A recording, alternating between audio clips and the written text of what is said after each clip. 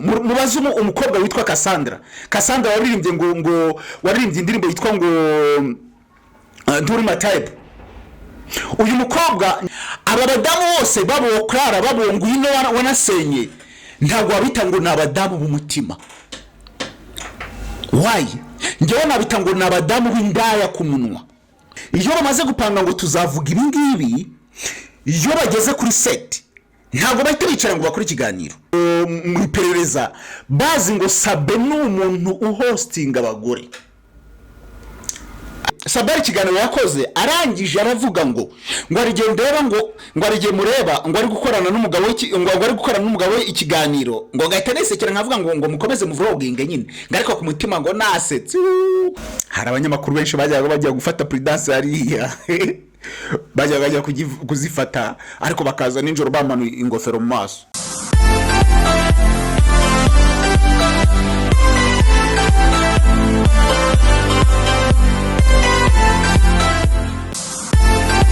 Number 1, number 2, nyita kanyamagambo, nyita kabara nkuru, nyita intare y'amakare. Of course, I'm the #1 storyteller in Rwanda. Amazina yanjye ni Chris Kame.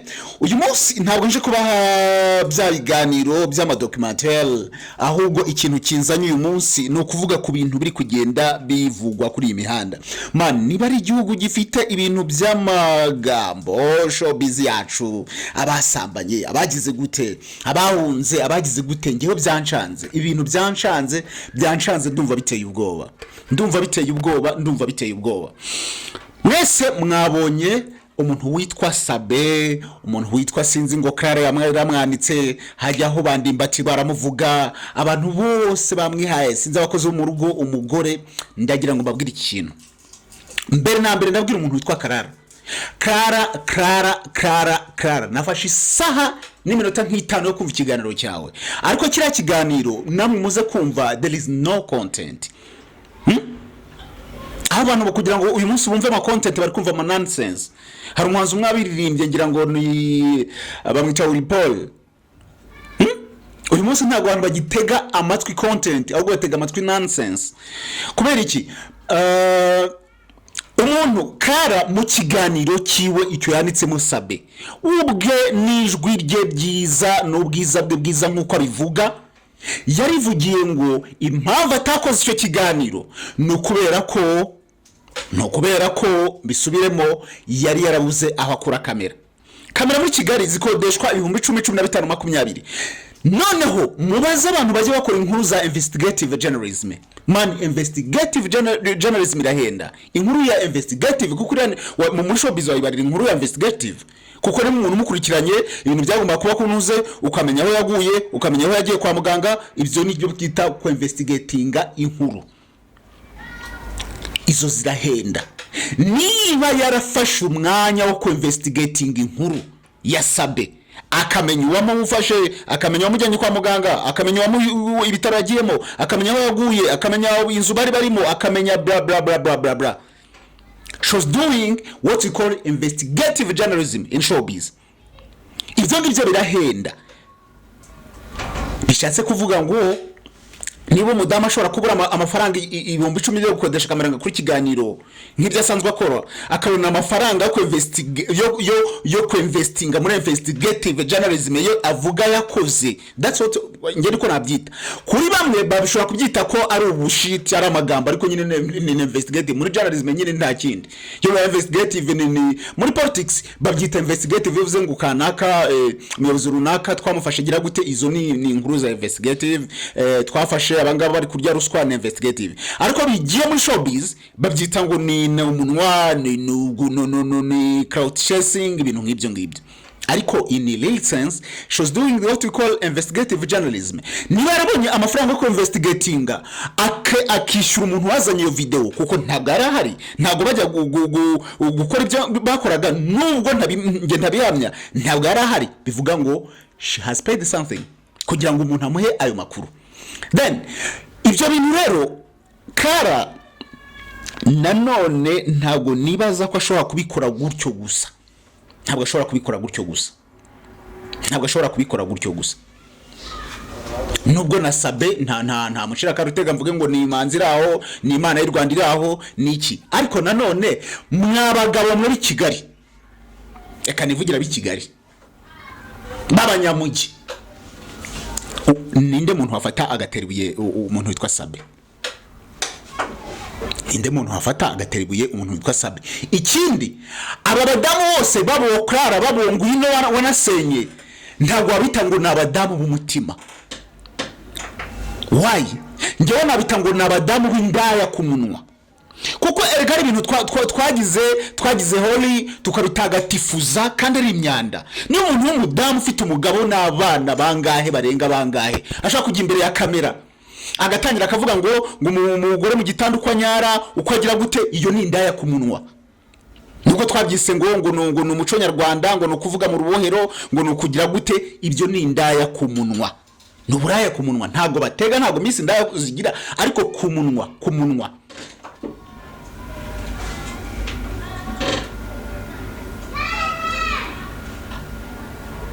Wa muntu uri kumukoresha ikiganiro, mwibuke Sabari ikiganiro yakoze arangije aravuga ngo arigendera ngo arige mureba ngo ari gukorana n'umugabo ngo ari gukorana n'umugabo ikiganiro, ngo gahita nesekera nkavuga ngo mukomeze mu vlogging nyine, ngariko ku mutima ngo nasetse. Uzi impamvu nuko bari abadamu abazi ibyo bakoze, ibyo bamubwira behind bura erega buri muntu ibyo tubona kuri social medias. Niba ikiganiro cyafashe isaha bakagitegura umuntu ari kuvuga kunyara kugira gute icyambere hari amagambo YouTube ibaninga just udashobora gukoresha mu kiganiro no kuyavuga gutyo gusa, udashobora gukoresha ayo bayakuramo.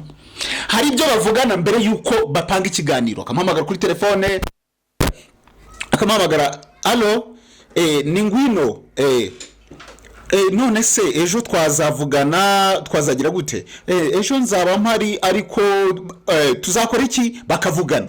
Iyo bamaze gupanga ngo tuzavuga ibi ngibi, iyo bageze kuri set ntago bahita bicara ngo bakore ikiganiro, barabanza bakavuga ariko nawe ndabona arabyibushye, ndabona aragize gute. Ibyo ngibyo bakora juste muri biriya tubona by'isaha minota 50, fata ko biba biri nko mu masaha 3, noneho muri ayo masaha 3 ari nyuma bagahitamo iminota 50 cyangwa isaha kabari batwereka muri ayo masaha 3 baba bavuze iki. Sabe namwe muramurenganye, nta mugore bayahamagaye, abenshi nabo ngabo ba Clara nabandi nibo bamwizanira. Nzano kugaruka kuri Clara, Sabe amaze kugira ibirego byinshi, nanumvise ko yaba ari wararega n'abandi bakamurega, ariko numvise ko yamaze kurega Clara avuga ko amukurikirana sometimes ngira ngo no kumusebya, numvise ko ikirego cyamaze kugeza mu bugenzacyaha. Ariko Sabe nawe ngewe hari umusore umwe wigeze afatwa n'inzego mu YouTuber, nizo mva ari kubivuga, barangije baramutwara, bamaze kumujyana bagiye kumubaza nyine mu nzego zishinzwe zitureberera, yaba zari inzego zihana kwa. Baramubaza hajya witwa nda, aravuga ukoreke yicano ngo ngo ninde wundi muziranye, ngo avuga bamubaje ngo ninde wundi muziranye, ahita yumva ahita avuga abantu bari ama profile y'ibinyamakuru byizwi kuri YouTube, ahita avuga Sabe. Barangije babayobozi batamubwira ngo ngo ni wa wundi ngo hosting abagore gusa. Ibaze iyo image umuntu wo mu nzego zishinzwe kugenza ibyaha, uretse kongera ngo no gukurikirana ibyaha rega hari n'inzego ziperereza zibazihari. Niba umuntu muri ribu cyangwa se mu iperereza bazi ngo Sabe ni umuntu uhostinga abagore, iyo image abagore bose bumva bajya kwa Sabe, bakarira bakagira gute. Erega tuzajye tuvugisha ukuri, baravuga ngo umuntu nyina kamiza aragiye. Nase Sabe ajya gushaka abandi bagore hirya, afite abagore birirwana. Nta munsi washira Sabe atari kumwe n'abagore nka 2-3. None ajya gushaka abandi se?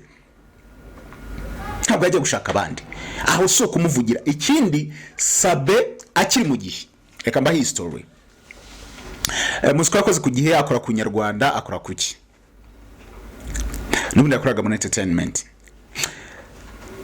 Hari akaburo kaba inyuma inyamirambo hari kuri 40 sinzi ubu ngubu bashobora ko barakakuyeho imatimba habaga indaye none indaye zabaga imatimba hari nyine inyuma sinza mwese turahazi inyuma habaga akaburo kameze ngira ngo na KMTN karimo utuntu twa pre-dance bashyiragamo none umuntu yarazaga nyine akaza mu idirishya akavuga ati narinje kureba baguhaga pre-dance z'ubuntu kabisa z'ubuntu ukajya kwirongorera ariko ngira ngo wavugaga imyaka gusa sometimes ngira ngo na n'izina I think ariko abenshi babeshyaga izina ukavuga n'imyaka ubeshya bakaguha presidence nta bindi no kuvuga gusa yewe witwa nde ugahita wandika imyaka ugahita wandika.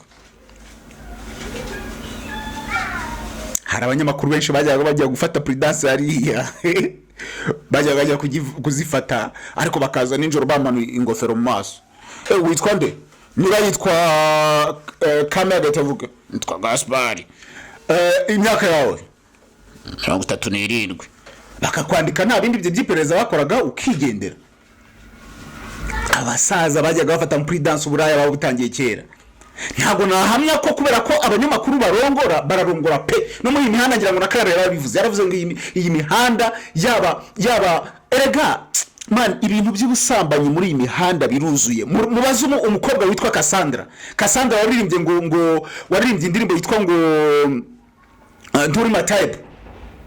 Uyu mukobwa njewe ari mu bantu batangira twari dufite organization nkuko rero bigaro bya mbere Cassandra mu bantu twatangiranye. Mubaze umuntu witwa Odia Intore twarabanaga muri organization yari ngira ngo ari secretary atari vice president. Abakobwa bose bagiye bahura n'ibintu byitwa twari indirimbo urabanzume ngira ngo nibyo byatumye Cassandra twiduradura muri downtown arambira ngo man Chris naretse ibintu bya muzike kubera ibintu byo kuvuga ngo mumpe Press ugiye niba ugiye mu presenter wanyaretse wagakuru urabanzume wanyine akaririmbo urabanzume wangire gute noneho ni muri icyo gihe uri gushaka fame noneho muri ibintu noneho birimo amafaranga Saba afite ikinyamakuru yo umuntu abantu benshi nitubeshyanya abantu bose abo bayimpanga bande amazina yabo twagiye tuyamenya kuko baciye ku isimbi ba Briane kuko baciye ku isimbi bande none nawe kubwe ngo uzajya gukoresha ibiganiro kada buri munsi nka 3 mu cyumweru izina ryawe rirazamuka nirimara kuzamuka uhite ujya kubaka channel yawe mu yandi magambo abaguhaye amafaranga mu buryo buri direct kuko aguhaye impamba azamu izina none izina ryawe ko yarizamuye yakuzamura izina none izina ryo kuko yarizamuye uretse ugenda ufungure shene utangira ubona amafaranga uzagenda urayiboostinga guhamagara gutyo niko abantu benshi aba YouTuber bari kuzamuka none wowe niba umuntu baramusabaga ruswa y'igitsina ari umukobwa agiye wayi wankira akarimbo wagize gute none mu bintu uwizi neza ko bitabibyara amafaranga kuko nabo bahanzi ntabwo uri gushaka kuvuga ngo gushaka fame gusa barashaka amafaranga none kuri bya bintu uzi neza ko bitabizana amafaranga ntabwo ati wampayese none so wamwima uretse ko nanumvise bari kuvuga ngo Saba amaze kugurira uriya mudamu imodoka ngo uriya mudamu amaze akeneye no kumukuraho inzu biba ari ibyo byaba ari uburaya totally. Erega uyu munsi abadamu n'abakobwa babandi na uburaya bubi n'abakobwa basigaye gukora kuri internet cyangwa bigira ngo ntabwo ari nda ariko akaza man uzikora n'abo bahenze muzabicunge bro muzabicunge. Inda isanzwe niba zikiri imatimba zikiri abasimbizi na no mu migira uragenda ukabwira wamaye gutyaze ati ni kibiri mukagenda akaguha bibiri mukarangizanya ariko tekereza wa mukobwa cyangwa wa mudamu uramuteretse umugati wazaje ukansura ntabwo nza naje na Yego Club umutegeye Yego Club ya 5 ubwo 5 se nibigiye naza mu rugo uramwakira nyine nk'umushyitsi urumva ukoresha nk'icumi ubwo 15 ntibigiye nagenda arakubwira sheri nta gatike mfite urumva gatike ntabwo ari kukomeza umutegera Club mu yandi magambo akubwira ati nyine mpa nagera mu bugari 5 yakubwira ati umusatsi wagize man urasanga abo ngaba bari kudukura kurenza uko umuntu yajya mu ndaya ntabwo ndi kwigisha kujya mu burayi ariko urasanga abo ngaba ari bo batwara amafaranga kuko bavuze indaya zikorera amafaranga mu buryo bwa service wewe undi hari ikindi abakugiye murase niba koko ngwino ndebe ari kumwe na Sabe niki kindagiye muri Sabe nta kindi Sabe ama service yo kumuzamura n'amafaranga undi nakamuhagurukya ariko NGWINONDEBE yaba ari gusenya urugo rw'abandi mu buryo azi neza. Kireka niba umudamu wa Sabe yaramwemera akamubwira ati ngiye umugabo wanjye tuzatumusangira, ibyo mu mategeko ntabwo bihanirwa. Baremeranije ko bati this and that, umugabo wanjye tuzatumusangira niki niki. Ntekereza ko mu mategeko bitagira. Ariko nanone ngarutse ku muntu Sabe ntabwo ndi kumushinja icyaha, ariko nanone umuntu ashobora kwibaza ngo ku ruhande rumwe ira video iyo uyirebye nubwo ngewe uko yasimbutse icyo gipangu ntabyo nabonye, bari no kuryamana ntabyo nabonye, nubwo kare bavuga ngo afite izindi video ngo bari mu cyumba, ariko ibyo ngibyo ni gushyushya abantu imitwe ntaza afite ntabwo bagiye mu cyumba ngo bamukabo abagire karaka video nako yenda n'umuntu wakagize aramwishyura arangije gira gute. Ariko ngewe uko nabibonye ndavuga ngewe uko nabibonye birasa naho uriya hari ahantu yahatsikiye muri karaka boro, ngira ngo ejo bundi mwabonye umusore waguye muri turatu boro tw'imikoki agiye gukuramo ngira ngo ni battery ya telefone. Turatu no umuntu ashaka kutugwamo by the way nibisanzwe, ahubwo nanone ikibazo abantu bibaza kuki baguye imbere y'iriya nzu. Ikindi nanone umuntu akavuga ngo kuki Ngwino yarari hafi ahantu kure hatandukanye naho Sabe asanzwe akora ibiganiro. Yenda avuga ngo hari hafi aho ngaho ariko batiyenda bari bagiye mu kiganiro niki, ariko ni kure hafi. Ikindi nta mu cameraman we bari kumwe, mbese nta wundi muntu uvuga ngo wenda bari bagiye gushaka inkuru cyangwa gusura, biragaragara pe bivuga ngo bashaka kuba bavuye mu bintu, ariko niba bashobora kuko ntawe bafashe, ntibashobora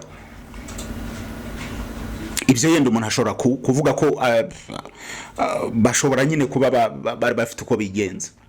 Ariko nanone Clara ntabwo ari ibintu wakaje kwanika gutyo. Erega man nubwo turi mu showbiz ntabwo ari ngo tuzaduhora muri ibi bintu bambuye uwambuye ubusa. Nta kindi kintu kikirebwa cyane mu Rwanda muri showbiz uwambuye ubusa. Nta munsi ushobora gusa have jihad ari kwikinisha afashe agapipike gutya. Hagiye wa mukobwa aretse ko byasibira n'ibyago byo ntibyagira ari bari kumwonka igitsina abakobwa bagenzi be. Hagiye Sabe ni guhora mu busambanyi,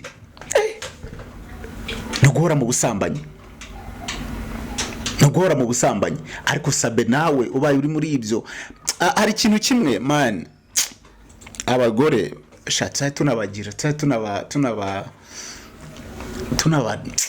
tunabagarukira. Buriya hari umuntu mwavuze ngo ubundi jambo imyidagaduro barikoreshaga mbere iyo amatungo simvuge mazina, mvuze amazina yenda mushaka kuita mu nyumva nabi, ariko tuvuge ko amatungo bayakuraga ku kiziriko akagenda, nibyo bavugaga ngo ni imyidagaduro. Uyu munsi natwe imyidagaduro nyine bisa naho ikiziriko twakivuyeho, sibyoze kuko buri munsi ibintu biri kuba mu Rwanda man, buri kanya kwambura kugira gute urumva byafashe indi ntera. Gusa nanone umuntu uko Sabe navuga ngo ari mu bihe bitari byiza. Najya kubona mbura itangazo byiwe avuze ati ntabwo nzagira byarantunguye, yavuze ngo bayeretse akazi. Nibwo bwa mbere yaravuze kuko hari igihe channel yahagaze, hari igihe agenda, ariko nibwo bwa mbere yaratangaje kiriya kintu. Bivuga ngo ibintu koko byari seriye, kandi baravuga ngo imvune ngo yavuye mu busambanya kenshi ngo ntabwo igikira. Niba koko yaravunitse avuye gusambana, bavuga ko kenshi iyo mvune ngo itazi. Nanone niyo yaba yaravuye gusambana, icyambere man tureke nanone kumurimira hita, kubera ko buri muntu wese yabikora musambana, buri muntu wese yabikora. Hagiye umugabo utera ndajya kuri yago yese byishimira ati ndumva umusaza yagize gute. Yago muri icyo kiganiro wavuzemo wowe ubwawe waravuze ngo yazanye umukobwa witwa Brenda mu rugo, yaramaze kumutera inda, amuzanye ngo muryamane. Ubundi baravuga ngo mbwira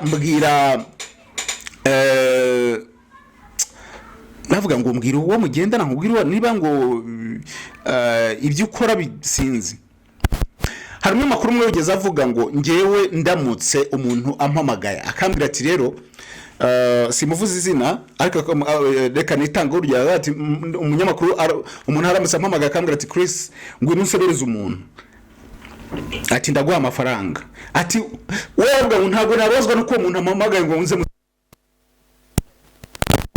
bivuga ngo babonye ari ngifitinga ku kazi. So mu yana magambo uwo Bob yari yabonye yagukora ushoboye ako kazi, kuko nawe yaramuzanye utumwe umurongora. Yuza guhakana uvuga ati sina namurongoye, ariko waramurongoye, waranakujije nubwo yari umwana atabari ariko wakujije inda. So bivuga ngo yarebye mu nshuti zaravuga ati aka kazi umuntu wakagwamo, umuntu ateye inda, umuntu ushobora guhita nanone amurongora ati wambaza ibintu byinshi ni Yago. None Yago, niba uri umuntu ushobora guhitwamo n'undi mugenzi wawe akavuga ati uyu mutama rero umuntu narongoye reka nze arahita nawe amurongora nta bintu byinshi ambajije, none waseka gute umuntu witwa Sabe? Icyakora umuntu nanone wavuga ko afite ivugiro ritoya n'umuntu witwa Ndimbati. Kubera ko Ndimbati urumva byagezwe no gufungwa musaba amafaranga ngo atatangaza inkuru, yenda ako kantu bura Ndimbati biriya byagiye muri CV bura mani gufungwa kwa Madrid, sha umuntu bakujyanyeho bro, ntago ari ibintu byiza. Bura Ndimbati nabonye we yagize Ndimbati nabyinshi nabivugaho rwose, ariko nanone ntabwo yakwishimira ku musaza we yagize kuriya, yenda we bitandukanye no kuba yanagize, ariko Ndimbati nawe nukora ko byavugaga ko umwana ari hasi y'imyaka y'ubukure. Kuri Sabe we ngwino n'umukecuru, n'umukecuru rwose, n'umukecuru. Ariko nanone hari ikintu mani nibaza mu badamu bose Sabe ahostinga, ngwino ndebe kweri ko ngera nabonye atanashamaje bya hatari. Nabonye nta bintu bya hatari, sinzi mwe gukoma ibibona, ariko yenda baravuga ngo iki kintu ntago gitoranye. Iyo cyamaze guhagara muri design ngo ntago kiye gitoranye. So by the way, nibyo ngibyo rero kuri umuntu witwa Sabe, navuga ngo man tureke kumurimira hitaka. Buriya nanone byarabaye yamaze ku biciro ry'imigani, ariko nanone nkongera nkavuga ngo umuntu witwa Karara hari ibintu aduhisha ashobora kuba apfa na Sabe mu buryo bwagutse, ndetse n'umuntu witwa Ngwino, kuko ibi bintu ntabwo birangira gusa ngo kuri bya bintu twabonye mu mezi 7 ashize ngo by'ibiganiro. Bro, ntabwo umuntu agukurikirana kuriya agutamaze ajye mu muryango wawe, sinzi ngo umugabo wawe atandukanye n'umugabo ngese ngo avuge ngo ukuntu agwa amafaranga, avuge ngo ibintu byose, avuga uko mwagiye kubyina, ibyo byose nta kintu mupfa. Ntabwo ari ibiganiro gusa, ntabwo ari ibiganiro gusa. Bishoboka ko Yukara nawe yabararongowe na Sabe. Njewe nibyo ntekereza, Sabe na ntamuspoilinge amuhaza ajye mu amafaranga nkuko Ngwinondebe agakomezanya na Ngwinondebe.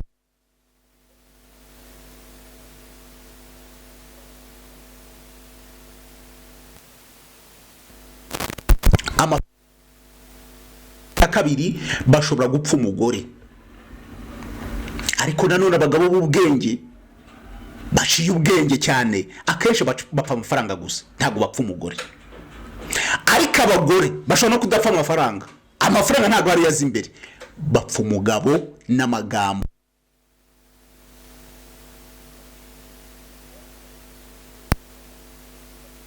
Dukomere n'ingasire turebe nanone uyu Kara wibanze cyane ku biganiro byose, Sabe